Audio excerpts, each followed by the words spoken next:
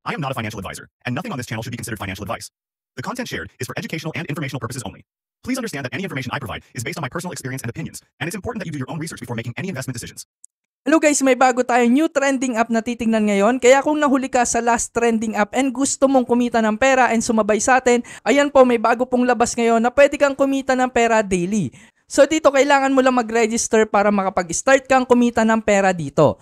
So once na makapag-register kayo dito sa website niya, mapupunta kayo dito sa platform niya and pwede kayong bumili as low as 200 pesos para kumita ng pera dito. So check lang natin tong 200 pesos. And dito nga ang daily profit natin ay 64 pesos. So sabi ko nga sa inyo, kagandahan dyan, may cashback ulit sila sa mga bibili ng worth 5,000 pesos.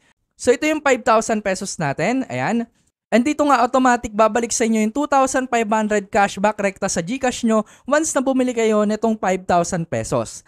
So dito may daily profit tayo na 1,900 and kikita ka dito everyday na 1,900 kasama na yung 2,500 na cashback and yun nga madali ka na makakabawi and kikita dito sa platform na to. So kung gusto nyo makita pa yung mga ibang product na pwede nyong bilhin, ayan po yung mga product na pwede nyong bilhin. Sa 10,000 natin, 7,000 yung cashback. So ito yung mas maganda sa 5,000 kasi bali 3,000 lang talaga yung puhunan mo. And dito, ang ganda ng tubo mo kasi 4,000 pesos din.